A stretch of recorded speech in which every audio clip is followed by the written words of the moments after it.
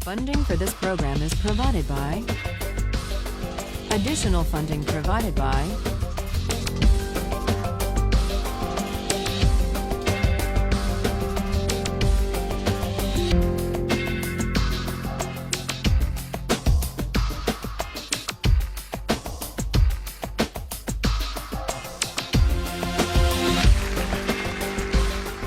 Last time, we argued about the case of the Queen versus Dudley and Stevens, the lifeboat case, the case of cannibalism at sea. And with the arguments about the lifeboat in mind, the arguments for and against what Dudley and Stevens did in mind, let's turn back to the philosophy, the utilitarian philosophy of Jeremy Bentham.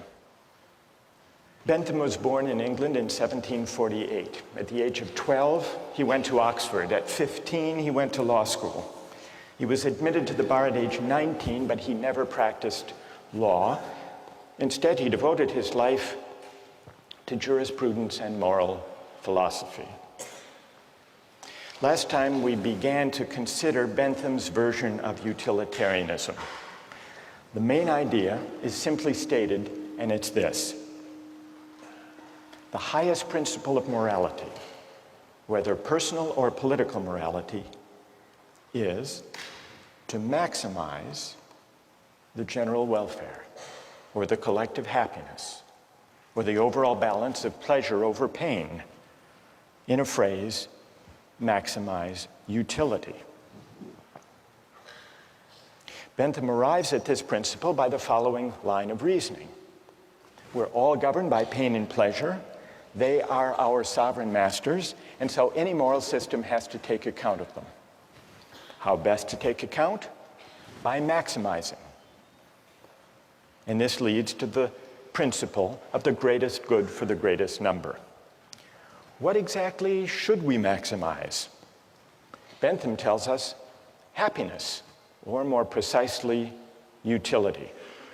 Maximizing utility is a principle not only for individuals, but also for communities and for legislators. What, after all, is a community? Bentham asks. It's the sum of the individuals who comprise it. And that's why, in deciding the best policy, in deciding what the law should be, in deciding what's just, citizens and legislators should ask themselves the question, if we add up all of the benefits of this policy and subtract all of the costs, the right thing to do is the one that maximizes the balance of happiness over suffering. That's what it means to maximize utility. Now, today, I want to see whether you agree or disagree with it.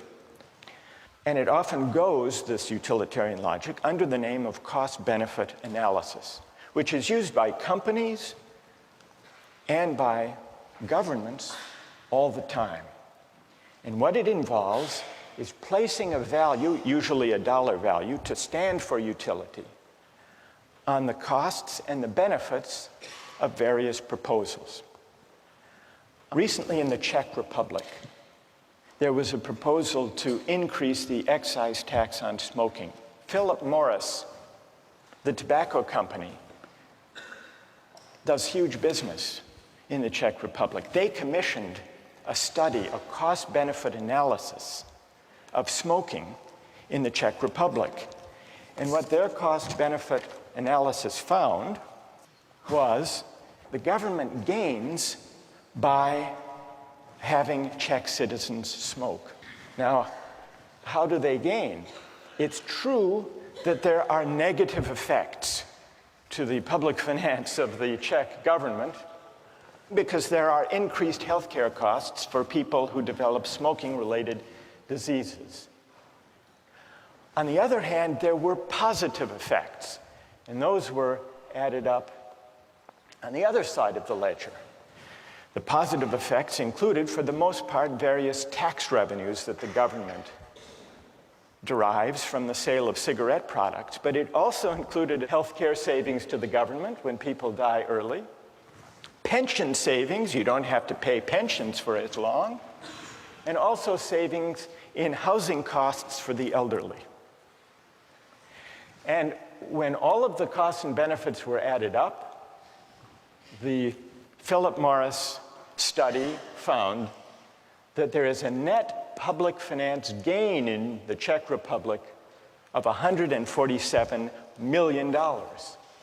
And given the savings in housing and healthcare and pension costs, the government enjoys a savings of over $1,200 for each person who dies prematurely due to smoking. Cost-benefit analysis. Now, those among you who are defenders of utilitarianism may think that this is an unfair test. Philip Morris was pilloried in the press, and they issued an apology for this heartless calculation. You may say that what's missing here is something that the utilitarian can easily incorporate, namely, the value to the person and to the families of those who die from lung cancer. What about the value of life? Some cost-benefit analyses incorporate a measure for the value of life. One of the most famous of these involved the Ford Pinto case. Did any of you read about that? This was back in the 1970s. Do you remember what the Ford Pinto was, a kind of car? Anybody? It was a small car, a subcompact car, very popular. But it had one problem, which is the fuel tank was at the back of the car. And in rear collisions, the fuel tank exploded. And some people were killed, and some severely injured. Victims of these injuries took Ford to court to sue. And in the court case, it turned out that Ford had long since known about the vulnerable fuel tank and had done a cost-benefit analysis to determine whether it would be worth it to put in a special shield that would protect the fuel tank and prevent it from exploding. They did a cost-benefit analysis. The cost per part to increase the safety of the Pinto, they calculated at $11 per part. And this was the cost-benefit analysis that emerged in the trial. $11 per part at 12.5 million cars and trucks came to a total cost of $137 million to improve the safety.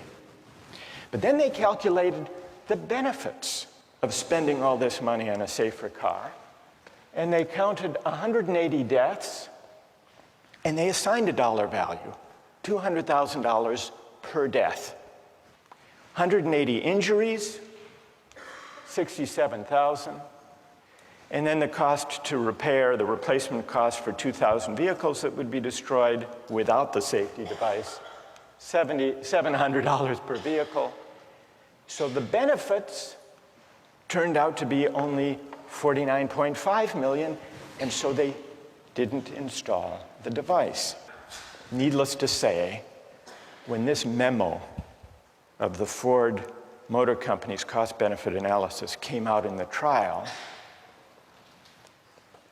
it appalled the jurors who awarded a huge settlement. Is this a counterexample to the utilitarian idea of calculating? Because Ford included a measure of the value of life. Now, who here wants to defend cost-benefit analysis from this apparent counterexample? Who has a defense? Or do you think this completely destroys the whole utilitarian calculus? Yes? Okay, well, I think that, once again, they've made the same mistake the previous case did, that they assigned a dollar value to human life. And once again, they failed to take account things like suffering and emotional losses by the families. I mean, families lost earnings, but they also lost a loved one, and that is more valued than $200,000. Right. And wait. That's good. What's your name? Julia Roto.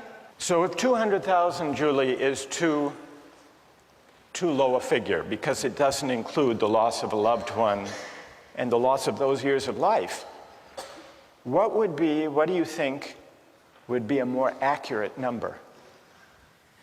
I don't believe I could give a number. I think that this sort of analysis shouldn't be applied to issues of human life. I think it can't be used monetarily.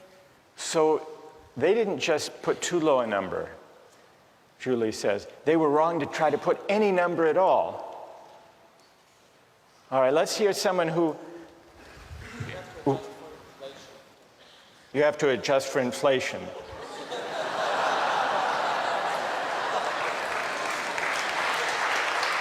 All right, fair enough. So what would the number be now? This was 35 years ago. $2 million. You would put 2 million. And what's your name? Wojtek says, we have to allow for inflation. We should be more generous. Then would you be satisfied that this is the right way of thinking about the question? I guess, unfortunately, it is. There needs to be a number put somewhere. Like, I'm not sure what that number would be, but I do agree that there could possibly be a number put on human life.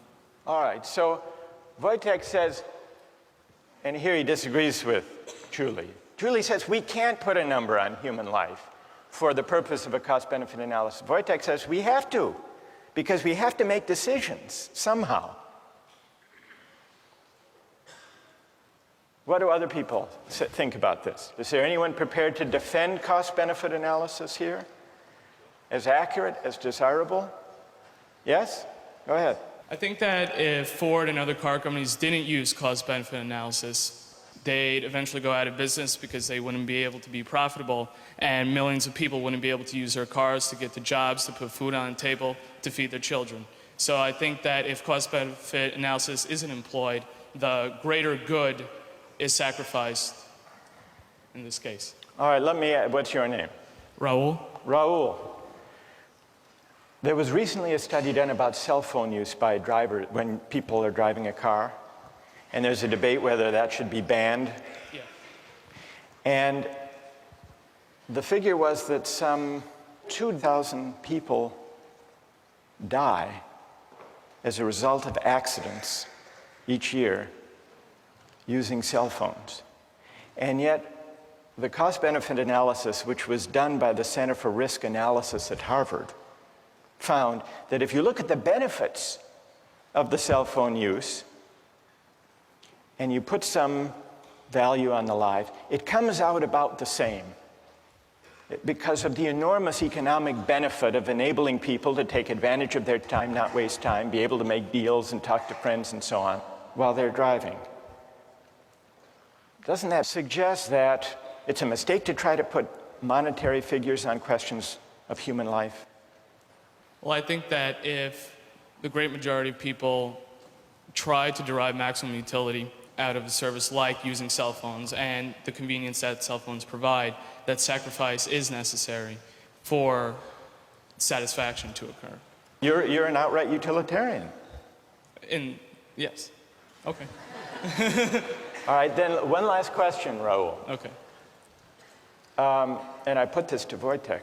What dollar figure should be put on human life to decide whether to ban the use of cell phones? Well, I don't want to arbitrarily calculate a figure. I mean, right now, I think that... You want to take it under advisement? Yeah, I'll take it under advisement. But what, roughly speaking, would it be? You've got 2,300 deaths. Okay. You've got to assign a dollar value to know whether you want to prevent those deaths by banning the use of cell phones in cars. Okay. So, what would your hunch be? How much? $1 million? $2 million? $2 million was Wojtek's figure. Yeah. Is that about right? Maybe $1 million. $1 million? Yeah. You know, that's good. Thank you. Okay. So these are some of the controversies that arise these days from cost-benefit analysis, especially those that involve placing a dollar value on everything to be added up. Well, now I want to turn to your objections not necessarily to cost-benefit analysis specifically, because that's just one version of the utilitarian logic in practice today, but to the theory as a whole, to the idea that the right thing to do, the just basis for policy and law, is to maximize utility. How many disagree with the utilitarian approach to law and to the common good? How many agree with it? So more agree than disagree. So let's hear from the critics. Yes? My main issue with it is that I feel like you can't say that just because someone's in the minority, what they want and need is less valuable than someone who's in the majority.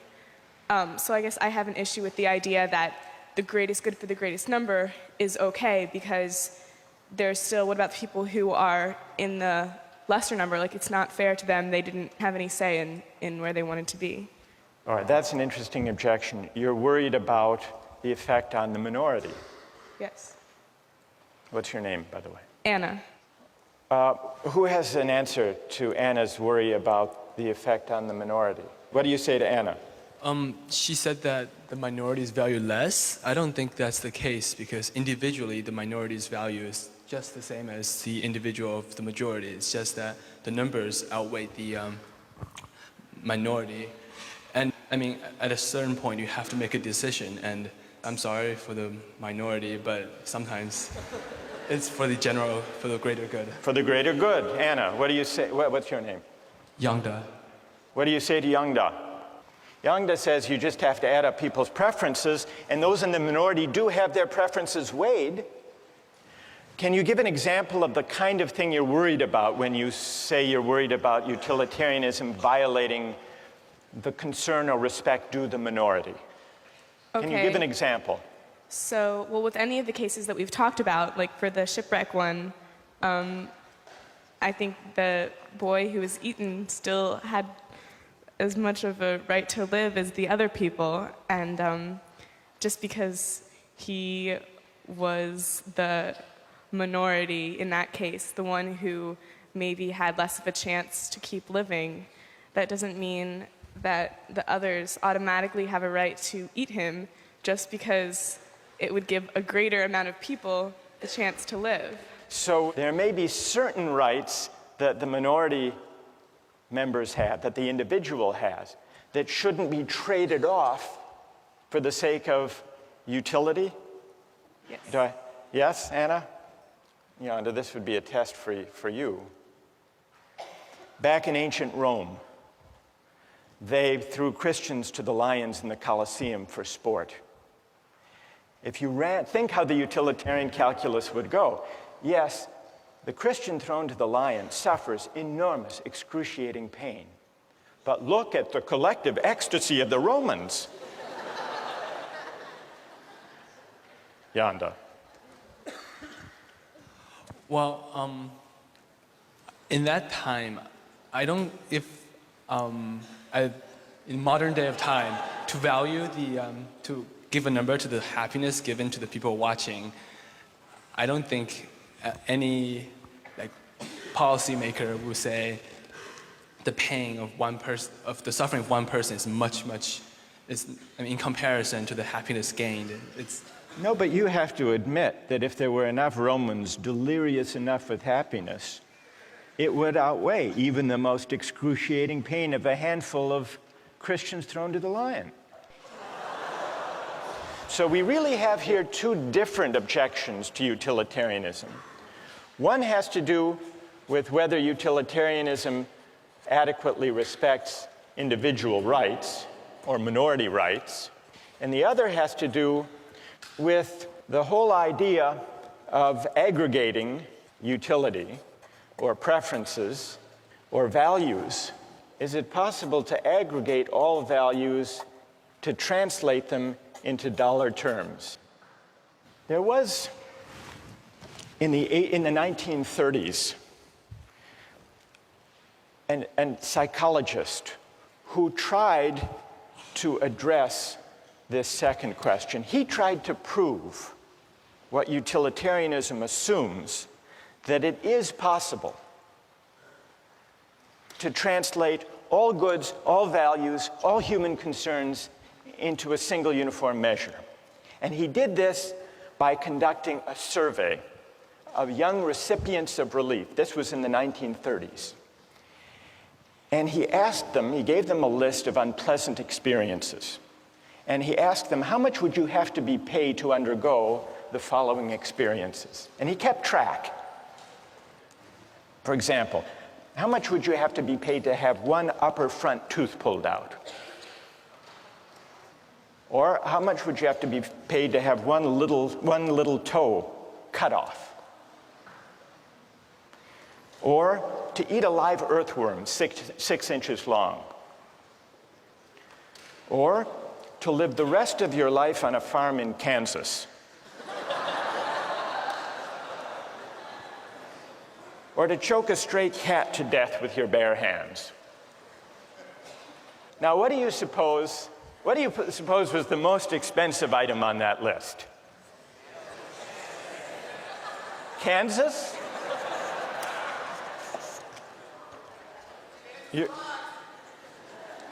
You're right, it was Kansas. For Kansas, people said they'd have to be paid $300,000.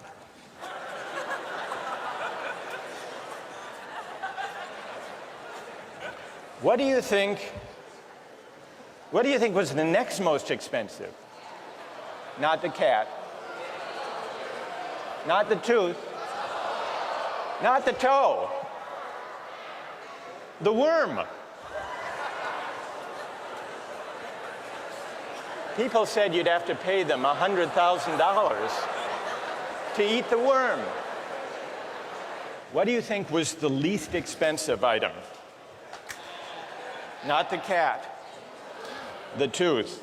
During the Depression, people were willing to have their tooth pulled for only $4,500. Now, here's what Thorndike concluded from his study. Any want or satisfaction which exists in some amount and is therefore measurable.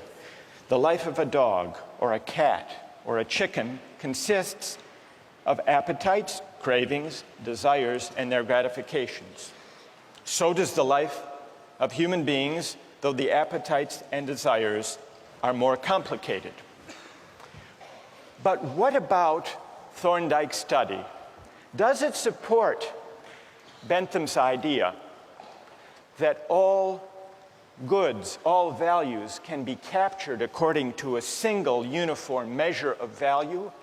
Or does the preposterous character of those different items on the list suggest the opposite conclusion, that maybe, whether we're talking about life or Kansas or the worm, maybe the things we value and cherish can't be captured according to a single uniform measure of value? And if they can't, what are the consequences for the utilitarian theory of morality? That's a question we'll continue with next time.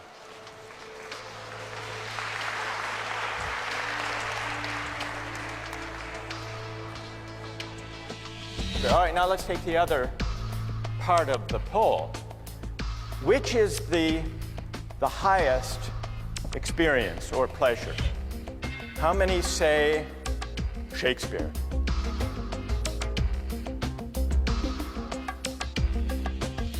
How many say Fear Factor? No, you can't be serious. Really?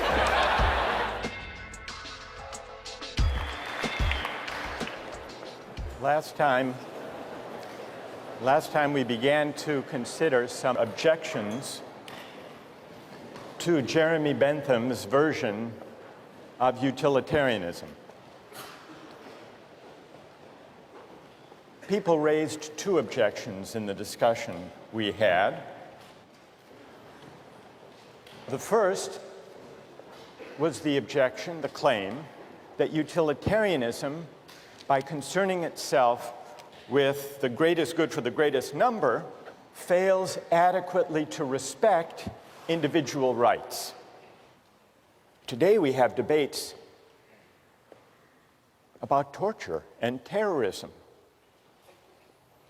Suppose a suspected terrorist was apprehended on September 10th, and you had reason to believe that the suspect had crucial information about an impending terrorist attack that would kill over 3,000 people, and you couldn't extract the information. Would it be just to torture the suspect to get the information? Or do you say, no, there is a categorical moral duty of respect for individual rights? In a way, we're back to the questions we started with about trolley cars and organ transplants. So that's the first issue. And you remember we considered some examples of cost-benefit analysis. But a lot of people were unhappy with cost-benefit analysis when it came to placing a dollar value on human life. And so that led us to the second objection. It questioned whether it's possible to translate all values into a single uniform measure of value. It asks, in other words, whether all values are commensurable. Let me give you one other example of an experience. This actually is a true story. It comes from personal experience that raises a question, at least, about whether all values can be translated without loss into utilitarian terms. Some years ago, when I was a graduate student, I was at Oxford in England, and they had men's and women's colleges. They weren't yet mixed. And the women's colleges had rules against overnight male guests. By the 1970s, these rules were rarely enforced and easily violated, or so I was told.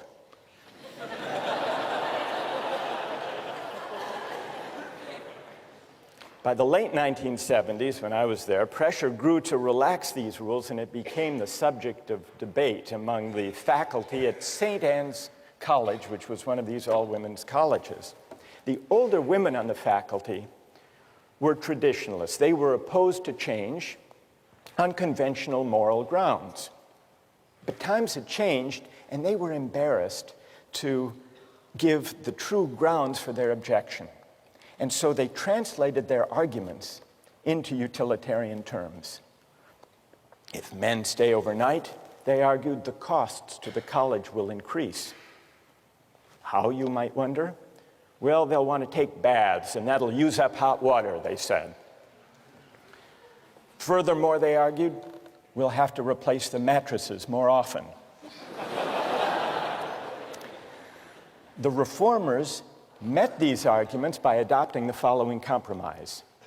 Each woman could have a maximum of 3 overnight male guests each week. They didn't say whether it had to be the same one or 3 different, provided, and this was the compromise, provided the guest paid 50 pence to defray the cost to the college. The next day, the national headline in the national newspaper read, St. Anne's girls 50 pence a night.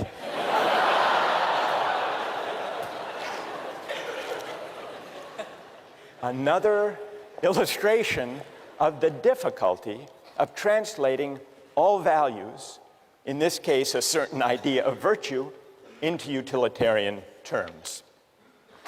So that's all to illustrate the second objection to utilitarianism, at least the part of that objection that questions whether utilitarianism is right to assume that we can assume the uniformity of value, the commensurability of all values, and translate all moral considerations into dollars or money.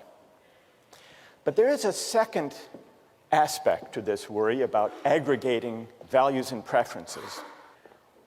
Why should we weigh all preferences that people have without assessing whether they're good preferences or bad preferences?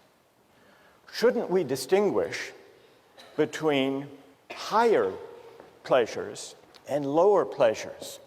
Now, part of the appeal of not making any qualitative distinctions about the worth of people's preferences, part of the appeal is that it is non-judgmental and egalitarian.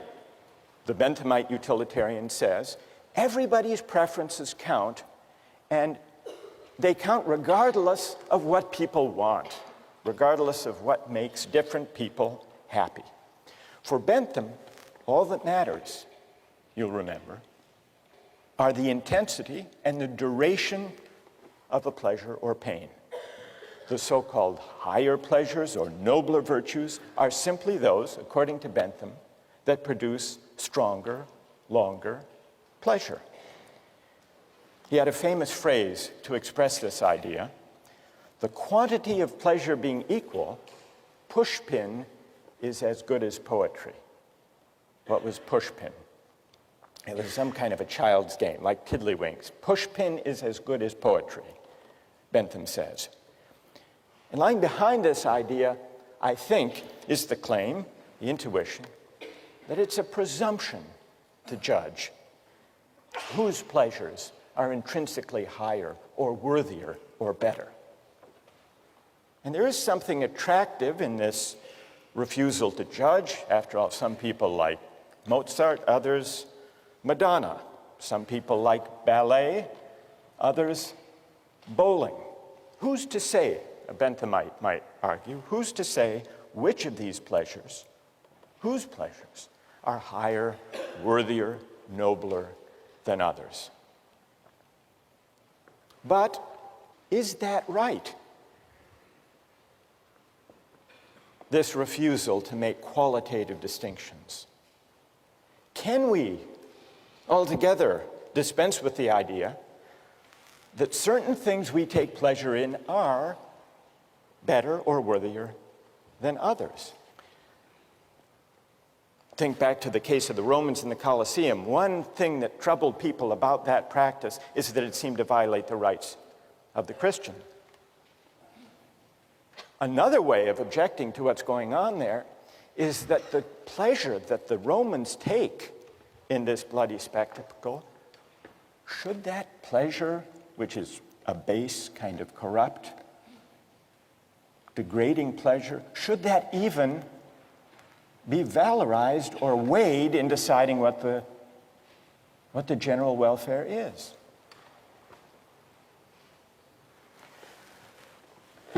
So here are the objections to Bentham's utilitarianism. And now we turn to someone who tried to respond to those objections, a later-day utilitarian, John Stuart Mill. So what we need to examine now is whether John Stuart Mill had a convincing reply to these objections to utilitarianism. John Stuart Mill was born in 1806. His father, James Mill, was a disciple of Bentham's. And James Mill set about giving his son, John Stuart Mill, a model education. He was a child prodigy, John Stuart Mill. He knew Greek at the age of 3, Latin at 8, and age 10, he wrote a history of Roman law. At age 20, he had a nervous breakdown. This left him in a depression for 5 years. But at age 25, what helped lift him out of this depression is that he met Harriet Taylor. she and Mill got married. They lived happily ever after, and it was under her influence that John Stuart Mill tried to humanize utilitarianism.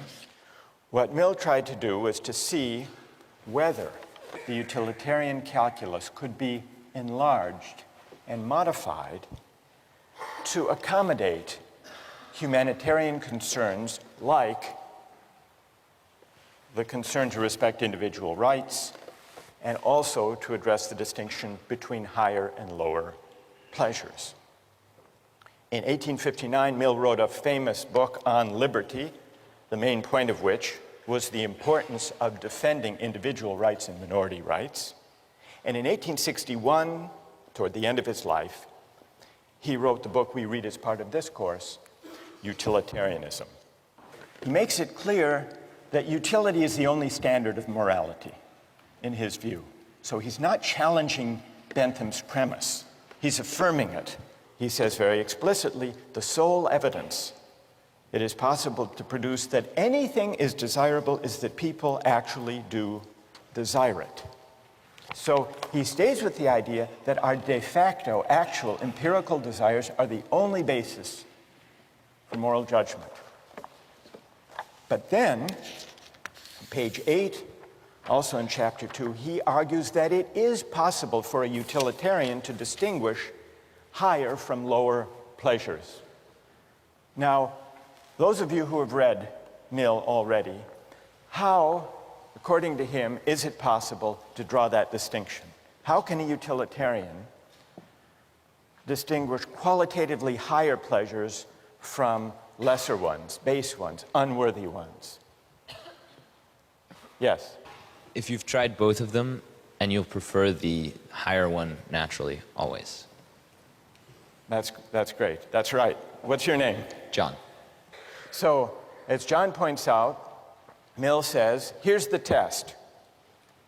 Since we can't step outside actual desires, actual preferences, that would violate utilitarian premises, the only test of whether a pleasure is higher or lower is whether someone who has experienced both would prefer it. And here, in chapter 2, we see the passage where Mill makes the point that John just described. Of two pleasures, if there be one to which all or almost all who have experience of both give a decided preference, irrespective of any feeling of moral obligation to prefer it, in other words, no outside, no independent standard, then that is the more desirable pleasure. What do people think about that argument? Does it succeed? How many think that it does succeed? Of arguing within utilitarian terms for a distinction between higher and lower pleasures. How many think it doesn't succeed? Right, I want to hear your reasons. But before we give the reasons, let's do an experiment of Mill's claim. In order to do this experiment, we're going to look at 3 short excerpts of popular entertainment. The first one is a Hamlet soliloquy. It'll be followed by 2 other experiences. See what you think. What a piece of work is a man. How noble in reason. How infinite in faculties, in form and moving, how express and admirable. In action, how like an angel. In apprehension, how like a god. The beauty of the world, the paragon of animals. And yet to me, what is this quintessence of dust? Man delights not me.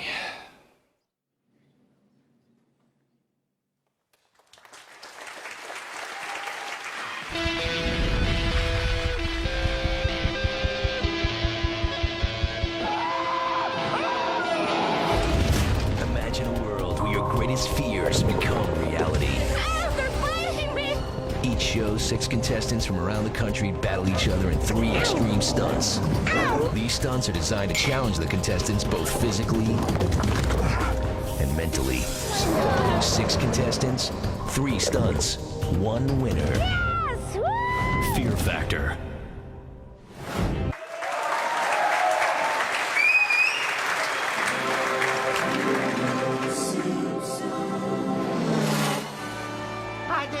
Pedal to the metalophiles. Landers, since when do you like anything cool? Well, I don't care for the speed, but I can't get enough of that safety gear. Helmets, roll bars, caution flags. I like the fresh air and looking at the poor people in the infield.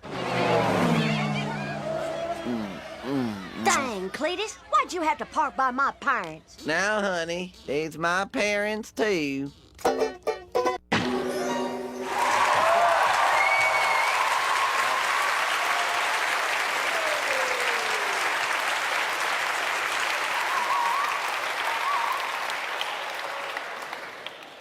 I don't even have to ask which one you like most. The Simpsons, how many like The Simpsons most? How many Shakespeare? What about Fear Factor? How many preferred Fear Factor? Really? People overwhelmingly like The Simpsons better than Shakespeare. All right, now let's take the other part of the poll. Which is the highest experience or pleasure? How many say Shakespeare?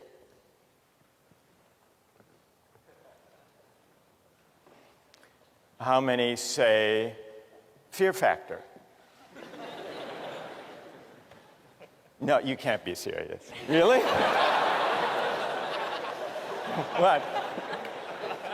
All right, go ahead, you can say. I found that one the most entertaining.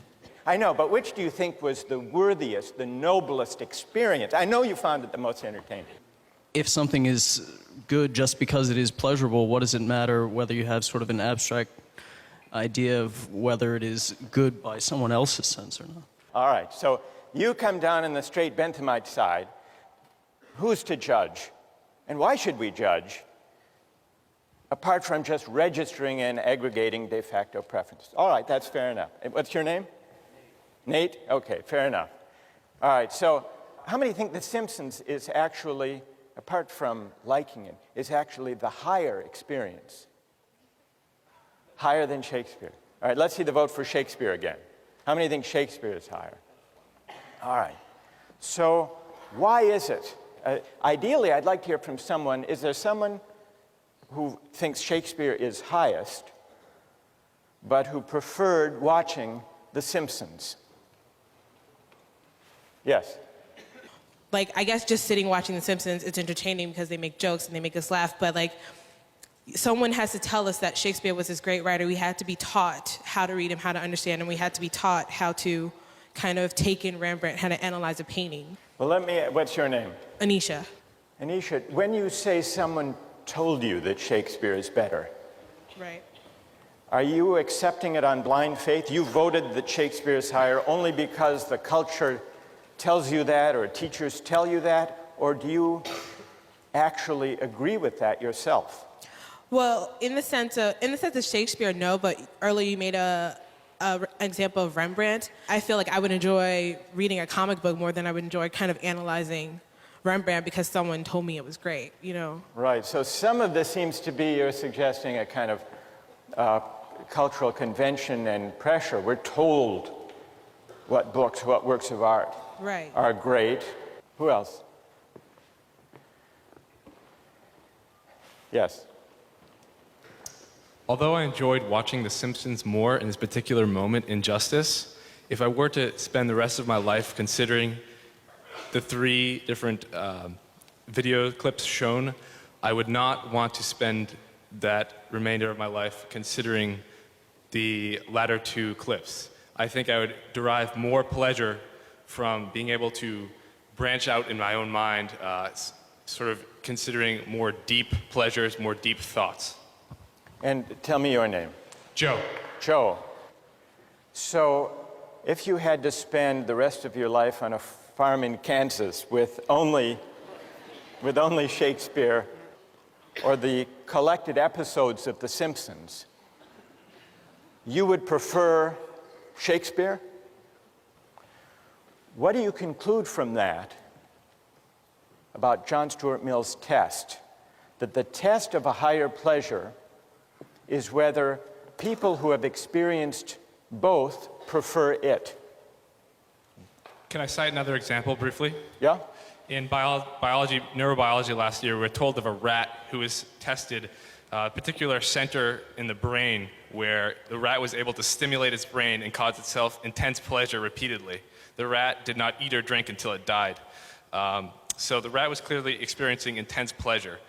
Now, if you ask me right now if I would rather experience intense pleasure or have a full lifetime of higher pleasure, I would consider intense pleasure to be low pleasure. I would right now enjoy intense pleasure. But, yes, I would. I certainly would.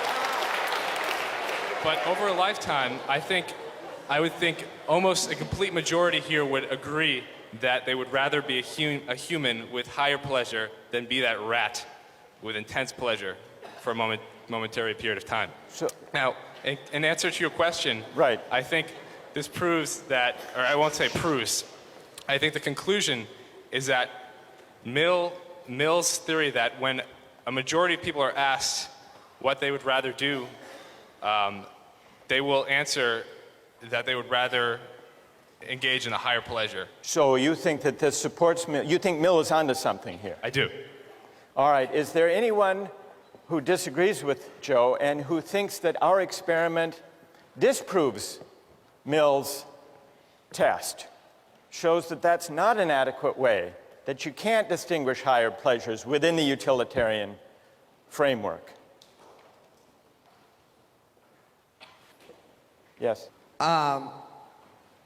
If whatever is good is truly just whatever people prefer, it's truly relative and there's no objective definition, then there will be some society where people prefer Simpsons more.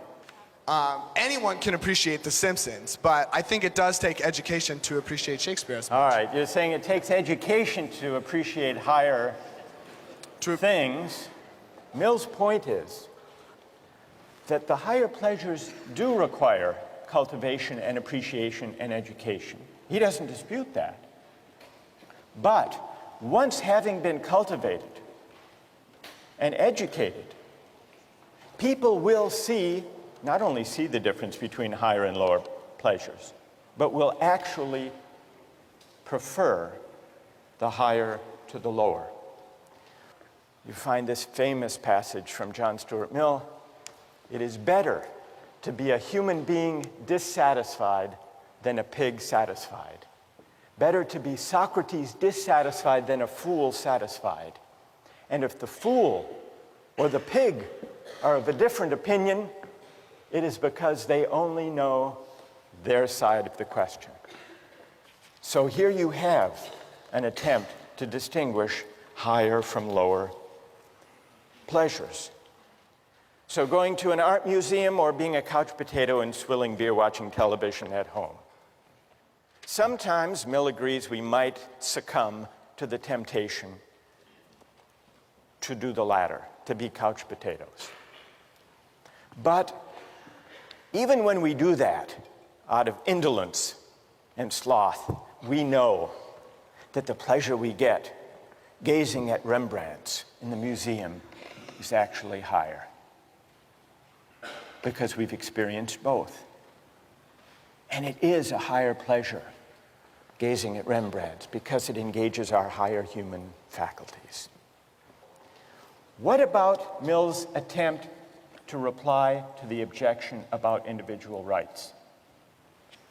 In a way, he uses the same kind of argument.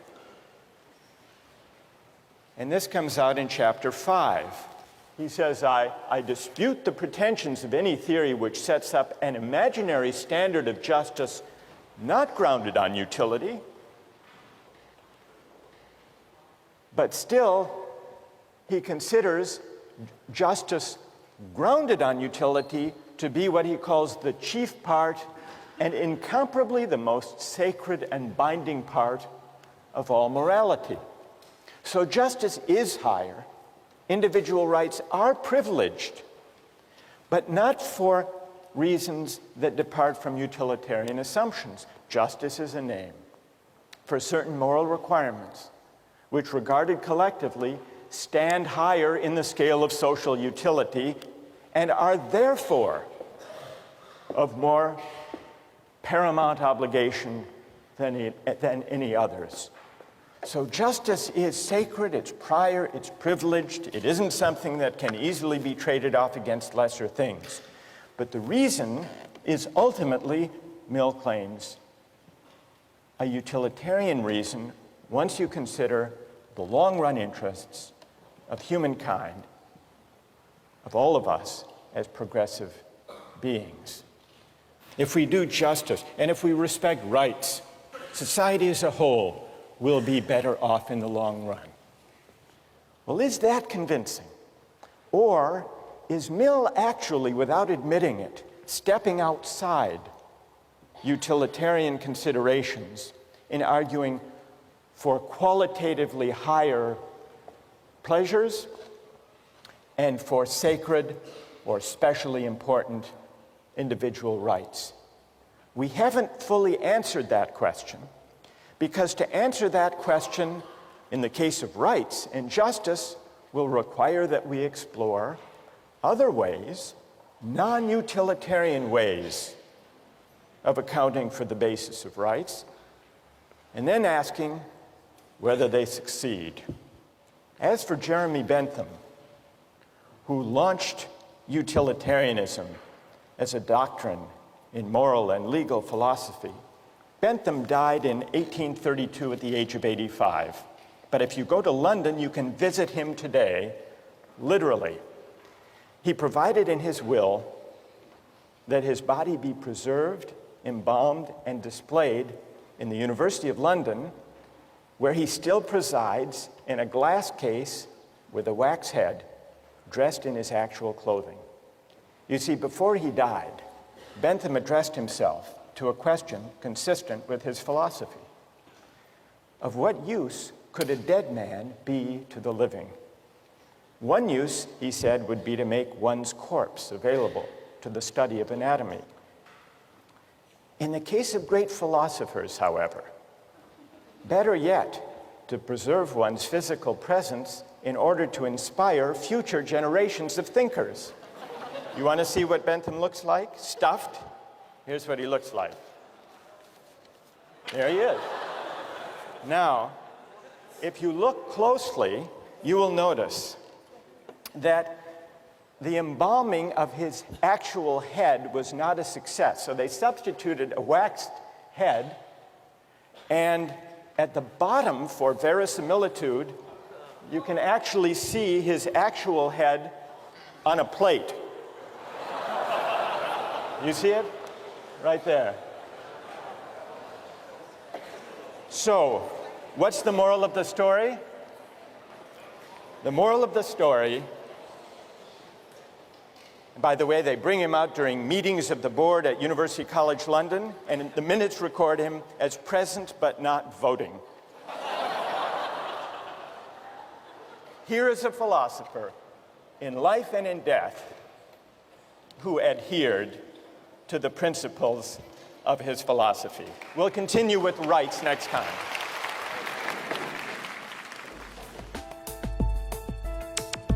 Don't miss the chance to interact online with other viewers of Justice. Join the conversation, take a pop quiz, watch lectures you've missed, and learn a lot more. Visit justiceharvard.org. It's the right thing to do.